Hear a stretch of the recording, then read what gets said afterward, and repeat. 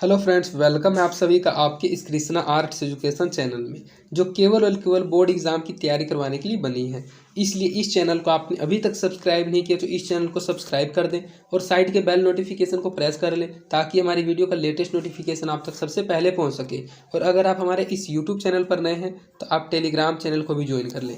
Telegram channel का link description में भी दिया हुआ है और आप टेलीग्राम एप्लीकेशन में कृष्णा आर्ट्स एजुकेशन चैनल को सर्च करके भी ज्वाइन हो सकते हैं, क्योंकि इस चैनल का जो भी स्टडी मटेरियल आपको प्रोवाइड किया जाएगा वो टेलीग्राम चैनल के माध्यम से किया जाएगा। और स्टडी मटेरियल के अलावा भी आपको टेलीग्राम चैनल पर क्विज और प्रैक्टिस करवाया जाएगा, इसलिए आप टेलीग्राम चैनल को अवश्य ज्वाइन कर लें। तो चलिए इस क्लास में आगे की ओर बढ़ते हैं। इसमें हम आपको कक्षा 10 का साइंस का crash course 800 plus important objective questions with question bank का पार्ट 14 करवाने वाले हैं। आज 14 जनवरी है, आपको मकर संक्रांति की हार्दिक शुभकामनाएं। और हमने आपको बताया था कि हम इस क्रैश कोर्स में आपको 20 क्लास करवाएंगे। टोटल क्लास 20 होगा और इन 20 क्लास में 800 plus important objective questions complete हो जाएगा। क्वेश्चन बैंक का भी उसमें सभी क्वेश्चन ले लिया गया है और यह इसका 14वां क्लास है। इसके बाद इसका 6 क्लास और लाया जाएगा और आपको इन 20 क्लास को अच्छे से अटेंड कर लेना है। अगर आप इस 20 क्लास को अटेंड कर लेते हैं तो आप 100% साइंस के एग्जाम में अच्छा स्कोर कर पाइएगा। और अगर आपने इसका 1 से लेकर 3 अर्थात 1 से लेकर 13 तक के क्लास को अटेंड नहीं किया है तो आप डिस्क्रिप्शन में दिए गए लिंक साइंस क्रैश कोर्स के प्लेलिस्ट में जाकर साइंस क्रैश कोर्स के प्लेलिस्ट में जाकर इसके 1 से लेकर 13 तक के क्लास को भी जरूर अटेंड कर लें। तो चलिए इसमें पार्ट 14 की ओर 14वें क्लास की आगे की ओर बढ़ते हैं। इसमें आपका पहला क्वेश्चन है कि निम्नलिखित में कौन अधातु है। अगर आपको इन क्वेश्चंस का आंसर याद है तो आप कमेंट सेक्शन में इन क्वेश्चंस का आंसर देते हुए चलिएगा। और अगर आपके लिए ये क्वेश्चन नया है तो आप सिर्फ इन क्वेश्चन को समझते हुए याद करते हुए चलिएगा। तो क्वेश्चन ये है कि निम्नलिखित में से कौन अधातु है। ए कार्बन, बी सोडियम, सी एल्यूमिनियम या फिर डी कैल्शियम। तो इनमें से जो अधातु है वह है कार्बन है। कार्बन एक ऐसा पदार्थ है जो कि एक अधातु है, तो इसका सही आंसर ऑप्शन नंबर ए हो जाएगा। कार्बन एक अधातु है। रासायनिक अभिक्रिया के दौरान किसी पदार्थ में ऑक्सीजन का योग होता है तो क्या कहलाता है। जब कोई रासायनिक अभिक्रिया होती है तो उस रासायनिक अभिक्रिया के दौरान किसी भी पदार्थ में ऑक्सीजन का संयोग होता है, योग होता है, तो उसे क्या कहा जाता है। अपचयन, उपचयन, संक्षारण या फिर इनमें से कुछ भी नहीं। तो जब रासायनिक अभिक्रिया के दौरान किसी पदार्थ में ऑक्सीजन का योग होता है तब तो उसे उपचयन कहा जाता है, और अगर उसमें ऑक्सीजन बाहर निकलता है तब उसे अपचयन कहलाता है। तो इसका सही आंसर ऑप्शन नंबर बी हो जाएगा, उपचयन। रासायनिक अभिक्रिया के दौरान किसी पदार्थ में ऑक्सीजन का योग होता है तो उस अभिक्रिया को उपचयन के नाम से भी जाना जाता है। कौन सा परंपरागत ऊर्जा स्रोत है। अर्थात पूछा जा रहा है कि इन तीनों ऊर्जा स्रोतों में से ऐसा कौन सा ऊर्जा स्रोत है जो कि एक परंपरागत ऊर्जा स्रोत है। ए जैव मात्रा बायोमास, बी नाभिकीय ऊर्जा स्रोत, सी भूतापीय ऊर्जा स्रोत या फिर डी इनमें से कोई नहीं। तो जैव मात्रा ऊर्जा स्रोत ये भी गैर परंपरागत है, नाभिकीय ऊर्जा स्रोत ये भी गैर परंपरागत है और भूतापीय ऊर्जा स्रोत ये भी गैर परंपरागत है, लेकिन पूछा इसमें जा रहा है परंपरागत ऊर्जा स्रोत। तो इसका सही आंसर ऑप्शन नंबर डी हो जाएगा, इनमें से कोई नहीं। कौन सा परंपरागत ऊर्जा स्रोत है। तो ये तीनों के तीनों में से सभी के सभी गैर परंपरागत ऊर्जा स्रोत है, अर्थात इसका सही आंसर ऑप्शन नंबर डी हो जाएगा, इनमें से कोई नहीं। संगमरमर का रासायनिक सूत्र क्या है। यह क्वेश्चन बहुत बार बोर्ड एग्जाम में पूछा भी जा चुका है और बहुत ज़्यादा इंपॉर्टेंट क्वेश्चन है कि जो संगमरमर है उसका रासायनिक सूत्र क्या होता है। ए CaO, बी CaOH का होल 2, सी CaCO3 या फिर डी इनमें से कोई नहीं। तो जो संगमरमर का रासायनिक सूत्र होता है वह CaCO3 होता है, तो इसका सही आंसर ऑप्शन नंबर सी हो जाएगा। संगमरमर का रासायनिक सूत्र क्या है। तो संगमरमर का रासायनिक सूत्र है CaCO3। अतिभारण के समय विद्युत परिपथ में विद्युत धारा का मान। जब विद्युत परिपथ में विद्युत धारा का मान बहुत अधिक अतिभारण होने लगता है, ओवरलोडेड होने लगता है, तो जो विद्युत धारा का मान होता है वह बहुत कम हो जाता है, परिवर्तित नहीं होता है, बहुत अधिक बढ़ जाता है या फिर इनमें से कुछ भी नहीं होता है। तो विद्युत परिपथ में तभी अतिभारण होता है जब विद्युत धारा का मान बहुत अधिक बढ़ जाता है। अतिभारण होने का कारण ही यही है कि विद्युत धारा का मान उसमें बहुत अधिक बढ़ गया है। तो इसका सही आंसर ऑप्शन नंबर सी हो जाएगा, विद्युत परिपथ बढ़ जाता है। अतिभारण के समय विद्युत परिपथ में विद्युत धारा का जो मान होता है वह बहुत अधिक बढ़ जाता है। जैव विविधता का विशिष्ट स्थल है, अर्थात इन चारों में से ऐसा कौन सा स्थल है जो कि जैव विविधता का स्थल विशिष्ट स्थल है, अर्थात वहाँ भिन्न भिन्न प्रकार के जीव रहते हैं, विविध प्रकार के जीव और जैव रहते हैं। ए फसल क्षेत्र, बी नदी तट, सी समुद्र तट और डी वन। तो इस क्वेश्चन का आंसर तो आप अपने अनुसार भी अंदाजा लगा कर दे सकते हैं कि वन ही एक ऐसा विशिष्ट स्थल है जिसमें अनेक प्रकार के जीव और पेड़ पौधे रहते हैं, अर्थात वह जैव विविधता का विशिष्ट स्थल है। तो इसका सही आंसर ऑप्शन नंबर डी हो जाएगा वन। जैव विविधता का विशिष्ट स्थल है वन। वायुमंडल में प्रकाश का कौन सा रंग अधिक प्रकीर्णन करता है, अर्थात तो हमारा वायुमंडल है उसमें प्रकाश का ऐसा कौन सा रंग होता है जिसका सबसे अधिक प्रकीर्णन होता है। ए लाल रंग का, बी नीला रंग का, सी पीला रंग का या फिर डी नारंगी रंग का। तो यह क्वेश्चन एक दो बार रिपीट हो गया, यह भी बहुत ज़्यादा इंपॉर्टेंट है कि वायुमंडल में प्रकाश का ऐसा कौन सा रंग है जो कि बहुत अधिक प्रकीर्णित होता है। तो वायुमंडल का नीला रंग सबसे अधिक प्रकीर्णित होता है, यही कारण है कि वायुमंडल का रंग भी नीला हम लोगों को दिखने में प्रतीत होता है। तो इसका सही आंसर ऑप्शन नंबर बी हो जाएगा नीला। वायुमंडल में प्रकाश का कौन सा रंग अधिक प्रकीर्णित करता है, तो वायुमंडल में प्रकाश का नीला रंग सबसे अधिक प्रकीर्णित करता है। निम्न में से किस माध्यम में प्रकाश की चाल अधिकतम है, अर्थात इन चारों माध्यम में से प्रकाश की चाल सबसे अधिक किस में होती है। तो सबसे पहले आपको यह जानना बहुत जरूरी है कि जो प्रकाश की चाल निर्वात में होती है वह 3 × 10⁸ मीटर पर सेकेंड होती है, और इसको आपको अच्छे से याद रखना है। और पूछा जा रहा है कि जो प्रकाश की चाल होती है वह सबसे अधिक किस माध्यम में होती है, हवा में, जल में, शीशा में या फिर हीरा में। तो जो प्रकाश की चाल होती है वह सबसे अधिक हवा में होती है, उसके बाद जल में होती है, उसके बाद शीशा में होती है और उसके बाद हीरा में होती है। अर्थात जैसे जैसे वह धीरे धीरे जैसे जैसे सघन से विरल से सघन में जाती है उसकी चाल घटती हुई चली जाती है। तो इसमें जो सबसे विरल माध्यम है वह हवा है, अर्थात हवा माध्यम में प्रकाश की चाल सबसे ज़्यादा होगी, अधिकतम होगी। तो इसका सही आंसर ऑप्शन नंबर ए हो जाएगा हवा। निम्न में से किस माध्यम में प्रकाश की चाल अधिकतम है, तो हवा में प्रकाश की चाल सबसे अधिक होती है। चालक का प्रतिरोध निर्भर नहीं करता है। जो चालक का प्रतिरोध होता है वह चालक की लंबाई पर निर्भर नहीं करता है, चालक के अनुप्रस्थ काट के क्षेत्रफल निर्भर नहीं करता है, चालक के तापमान पर निर्भर नहीं करता है या फिर चालक में प्रवाहित विद्युत धारा पर के मान पर निर्भर नहीं करता है। तो जो चालक का प्रतिरोध होता है वह कभी भी चालक में प्रवाहित विद्युत धारा पर निर्भर नहीं करता है। तो इसका सही आंसर ऑप्शन नंबर डी हो जाएगा, चालक में प्रवाहित विद्युत धारा पर इस पर निर्भर करता है, इस पर भी निर्भर करता है और इस पर भी निर्भर करता है। लेकिन यह जो चालक में प्रवाहित विद्युत धारा है इस पर कभी भी चालक का प्रतिरोध निर्भर नहीं करता है। तो इसका सही आंसर ऑप्शन नंबर डी हो जाएगा, चालक में प्रवाहित विद्युत धारा पर निर्भर नहीं करता है।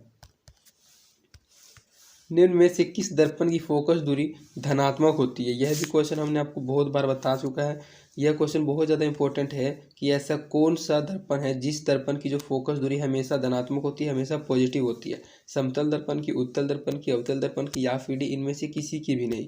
तो जो उत्तल दर्पण है उसकी तो फोकस दूरी धनात्मक होती है, और अगर यहाँ ऋणात्मक पूछा जाता है कि किस दर्पण की फोकस दूरी ऋणात्मक होती है तो अवतल दर्पण की फोकस दूरी ऋणात्मक हो जाएगी, और यह पूछा जा रहा है धनात्मक, तो धनात्मक हो जाएगा उत्तल दर्पण का। तो इसका सही आंसर ऑप्शन नंबर बी हो जाएगा। निम्न में से किस दर्पण की फोकस दूरी धनात्मक होती है, तो उत्तल दर्पण की फोकस दूरी हमेशा धनात्मक होती है।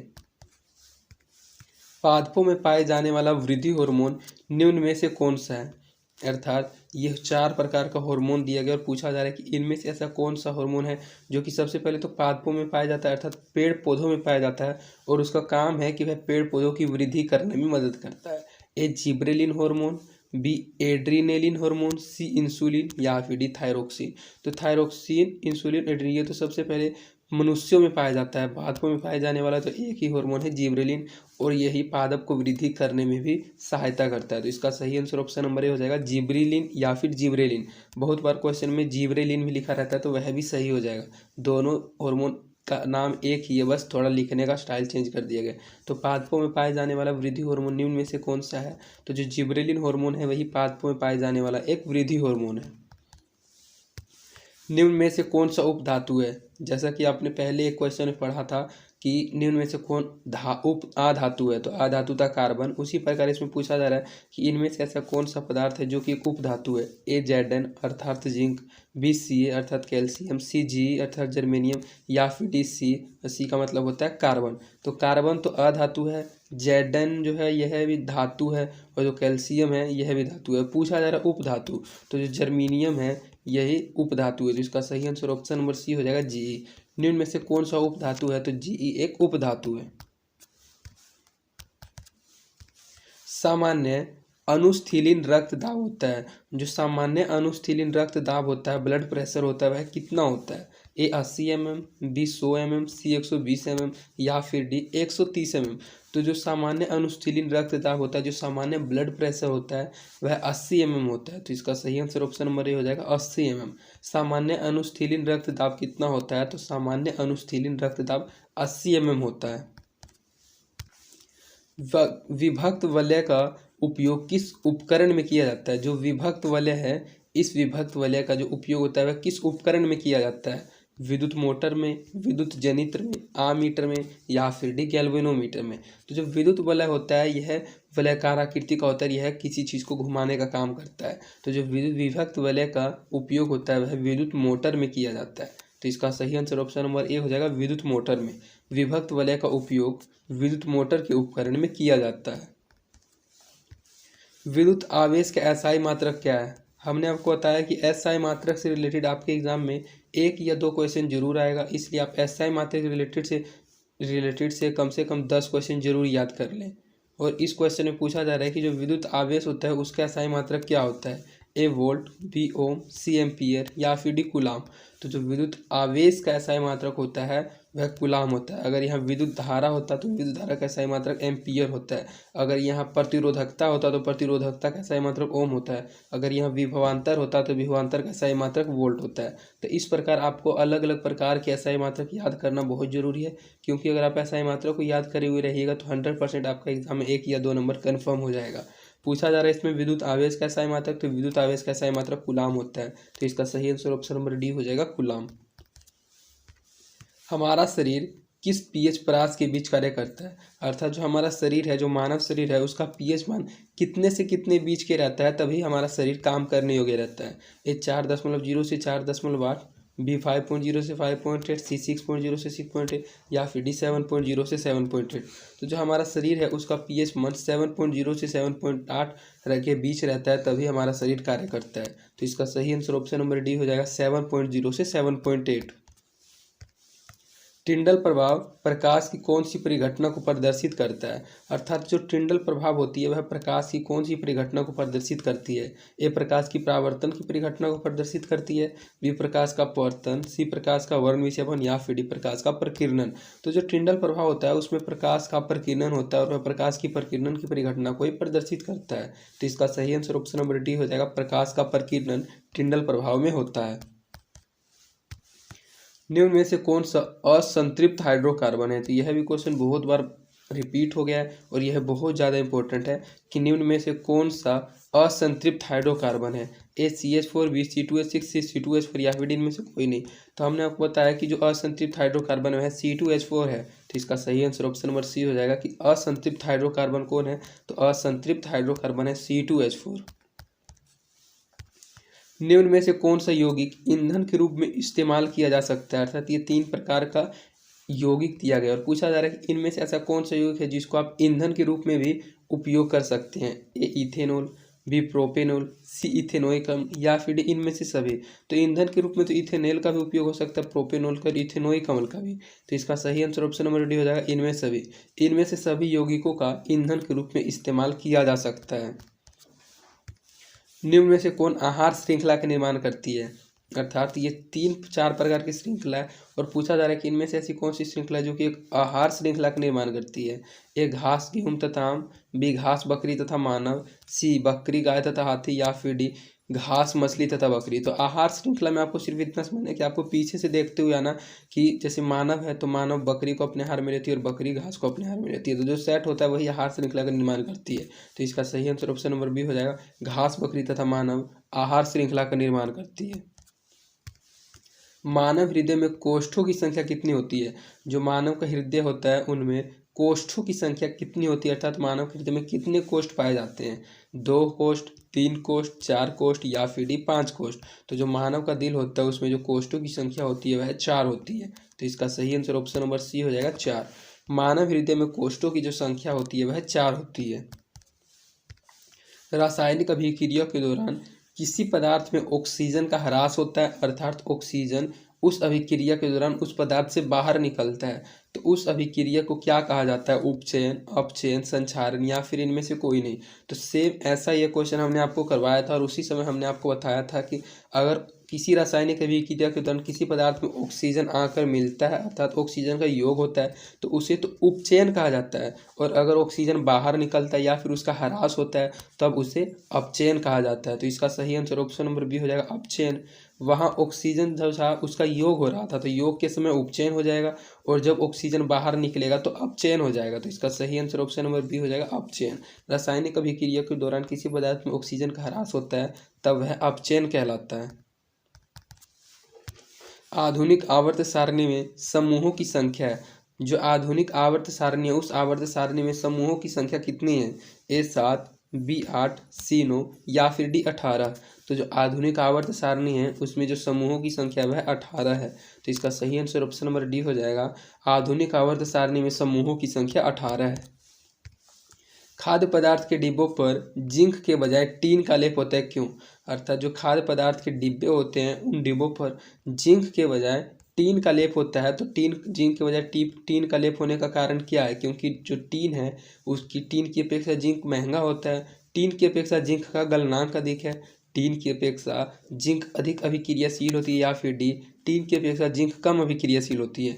तो खाद्य पदार्थों की चीज़ों पर जिंक के बजाय टीन का लेप इसलिए होता है क्योंकि जो टीन है वह जिंक की अपेक्षा बहुत अधिक अभिक्रियाशील होती है, इसीलिए खाद्य पदार्थ खराब नहीं हो जाए इसीलिए उसके डिब्बे पर जिंक के बजाय टीन का लेप होता है। तो इसका सही आंसर ऑप्शन नंबर सी हो जाएगा, टीन की अपेक्षा जिंक अधिक अभिक्रियाशील है।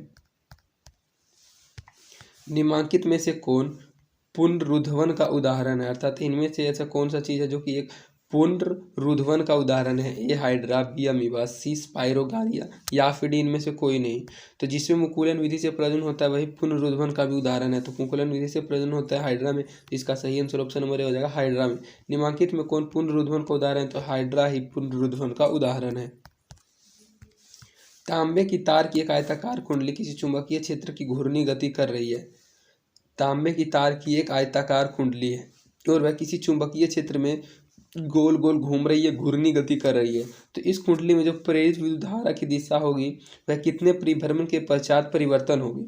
ए 2 परिभ्रमण के पश्चात, बी 1 बार घूमने के पश्चात, सी आधे बार घूमने के पश्चात या फिर डी 1/4 घूमते ही परिवर्तन हो जाएगी। तो जो तांबे की तार है सबसे पहले तो उसकी जो कुंडली वह आयताकार है, चुंबकीय क्षेत्र में गोल गोल घूम रही है। तो इस कुंडली में जो प्रेरित विद्युत धारा की दिशा होगी वह आधे परिभ्रमण के पश्चात ही परिवर्तन हो जाएगी। तो इसका सही आंसर ऑप्शन नंबर सी हो जाएगा, आधे परिभ्रमण के पश्चात उसमें परिवर्तन, विद्युत धारा में परिवर्तन होता रहेगा। इनमें से कौन पादप हार्मोन है? अर्थात इन चारों हार्मोन में से ऐसा कौन सा हार्मोन है जो कि एक पादप हार्मोन है अर्थात पेड़ पौधों में पाए जाने वाला हार्मोन है? ए इंसुलिन, बी थायरोक्सिन, सी एस्ट्रोजन या फिर डी साइटोकाइनिन। तो इंसुलिन, थायरोक्सिन और एस्ट्रोजन ये तो मनुष्यों में पाया जाता है तो यह गलत हो जाएगा, लेकिन साइटोकाइनिन एक ऐसा हार्मोन है जो कि पेड़ पौधों में पाया जाता है और पेड़ पौधों की वृद्धि करने में भी यह सहायक होता है। और ऐसा एक हार्मोन और होता है जिब्रेलिन। तो इन दोनों के दोनों हार्मोन पादप हार्मोन के रिलेटेड से क्वेश्चन में आपका जरूर पूछा जाएगा। तो इसका सही आंसर ऑप्शन नंबर डी हो जाएगा, साइटोकाइनिन। निम्न में से कौन सा पादप हार्मोन है? तो साइटोकाइनिन एक पादप हार्मोन है। सुरंगम किस राज्य की जल संग्रहण व्यवस्था है? यह जो सुरंगम है यह किस राज्य की जल संग्रहण व्यवस्था है? यह भी क्वेश्चन रिपीट हो गया। उस क्वेश्चन में था कि किस राज्य की जल संग्रहण व्यवस्था का नाम सुरंगम है, तो उसी क्वेश्चन को सिर्फ घुमा के पूछा गया कि जो सुरंगम है वह किस राज्य की जल संग्रहण व्यवस्था है? ए हिमाचल प्रदेश की, बी तमिलनाडु की, सी केरल की या फिर डी कर्नाटक की। तो जो सुरंगम है वह कर्नाटक में स्थित है, अर्थात सुरंगम कर्नाटक राज्य की ही एक जल संग्रहण व्यवस्था है। तो इसका सही आंसर ऑप्शन नंबर डी हो जाएगा, कर्नाटक।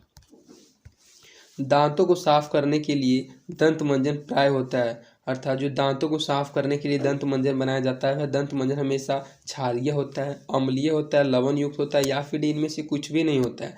तो दांतों को साफ करने के लिए जो दंत मंजन होता है उन दंत मंजनों में हमेशा क्षार मिला रहता है, अर्थात वे क्षारीय होते हैं, तभी तो हमारे दांतों को साफ कर पाते हैं। तो इसका सही आंसर ऑप्शन नंबर ए हो जाएगा, क्षारीय। दांतों को साफ करने के लिए दंत मंजन प्राय क्षारीय होता है।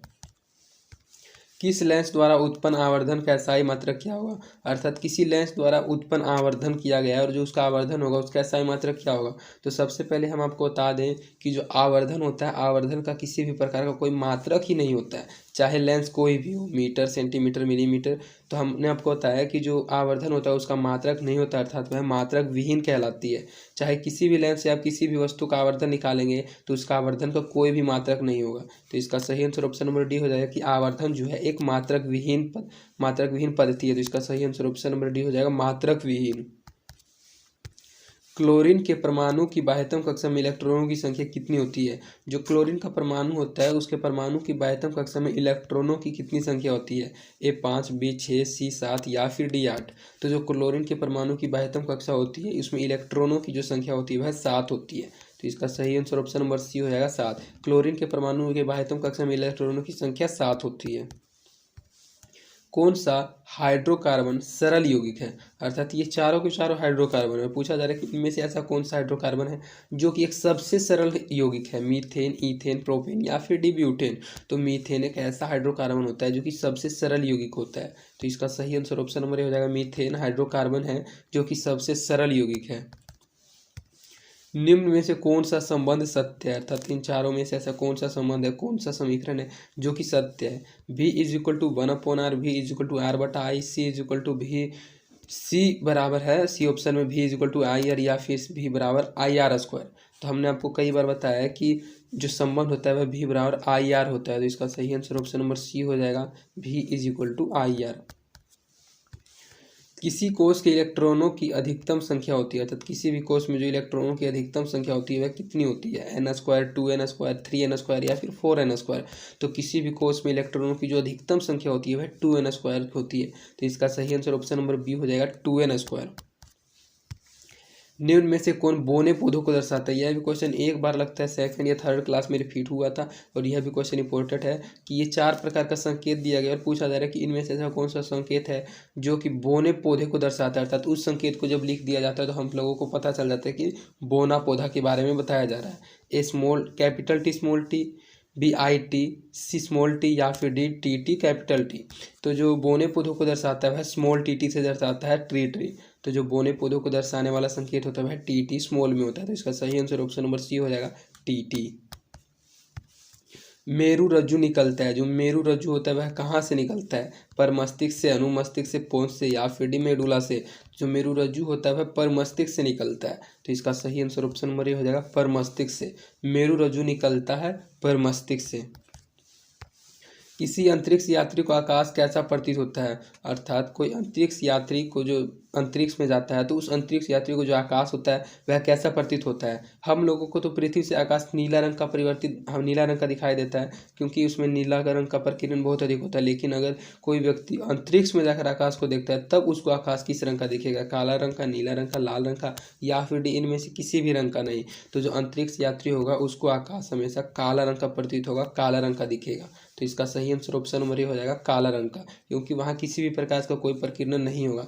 लेकिन वायुमंडल में हम लोग जब पृथ्वी से देखते हैं तो नीले रंग का प्रकाश का प्रकीर्णन होता है जिस कारण आकाश का रंग नीला दिखाई देता है। रुधिर का कौन सा अवयव रक्तस्राव को रोकने में मदद करता है? रुधिर मतलब होता है रक्त ही। तो रुधिर में अर्थात रक्त में ऐसा कौन सा अवयव होता है जो कि रक्तस्राव को, जब हमारे शरीर से रक्त निकलने लगता है, खून बहने लगता है, तो खून को रोकने में कौन मदद करता है? लसीका, प्लाज्मा, प्लेटलेट्स या फिर इनमें से कोई नहीं। तो रुधिर का एक भाग होता है प्लेटलेट्स जो कि रक्त का तुरंत थक्का बनाकर रक्तस्राव को रोकने में मदद करता है। तो इसका सही आंसर ऑप्शन नंबर सी हो जाएगा, प्लेटलेट्स। एल्केन्स का सामान्य सूत्र, जो एल्केन होते हैं उसका सामान्य सूत्र क्या होता है? CnH2n+2, CnH2n, CnH2n-2 या फिर CnH2n-2। तो जो एल्केन होता है उसका सामान्य सूत्र CnH2n+2 होता है। तो इसका सही आंसर ऑप्शन नंबर ए हो जाएगा, एल्केन का सामान्य सूत्र है CnH2n+2। निम्न में से कौन सा पर्यावरण अनुकूल नहीं है? अर्थात इन तीनों में से ऐसा कौन सा क्रियाकलाप आप जब करेंगे तो वह पर्यावरण के अनुकूल नहीं होगा, अर्थात पर्यावरण के लिए प्रतिकूल होगा, पर्यावरण के लिए हानिकारक होगा। ए पैदल चलना, बी साइकिल से चलना, सी मोटरसाइकिल से चलना या फिर इनमें से कोई नहीं। तो आप पैदल चलते हैं तो इससे तो पर्यावरण को किसी प्रकार की कोई दिक्कत नहीं है, पर्यावरण बिल्कुल ही अनुकूल रहेगा। साइकिल से चलते हैं तभी पर्यावरण अनुकूल रहेगा, लेकिन जब आप मोटरसाइकिल से चलेंगे तो जब वायु प्रदूषण होगा पर्यावरण के लिए हानिकारक होगा, उस समय पर्यावरण अनुकूल नहीं रहेगा। तो इसका जो सही आंसर हो जाएगा ऑप्शन नंबर सी, मोटरसाइकिल से चलना पर्यावरण के अनुकूल नहीं है। तो इसका सही आंसर ऑप्शन नंबर सी हो जाएगा, मोटरसाइकिल से चलना। तो इस प्रकार आपका इस वीडियो में 80 तक के ऑब्जेक्टिव को कंप्लीट करा दिया गया है और यह हमारे क्रैश कोर्स का 14वां क्लास था और इसका 6 क्लास आगे और लाया जाएगा। और अगर आप सिर्फ इन 20 क्लास को अटेंड कर लेते हैं तो आप 100% एग्ज़ाम में अच्छा स्कोर कर पाइएगा। और आज इसका PDF भी टेलीग्राम चैनल पर अपलोड कर दिया जाएगा 1 से लेकर 400 तक के पार्ट 1 का ऑब्जेक्टिव का, जितना हमने आपको 10 क्लास तक पढ़ाया है, 10th क्लास तक। तो आप इस PDF को ज़्यादा से ज़्यादा शेयर कीजिएगा और इस PDF को अच्छे से पढ़िएगा। और अगर आपको हमारी वीडियोस पसंद आती है तो आप अपने दोस्तों के बीच भी इन वीडियोस को ज़रूर शेयर करें और आप हमारे वीडियोस को लाइक भी ज़रूर करें, इससे हमारा मोटिवेशन बना हुआ रहता है। तो आज के लिए इतना ही, धन्यवाद। मिलते हैं आपसे नेक्स्ट वीडियो में।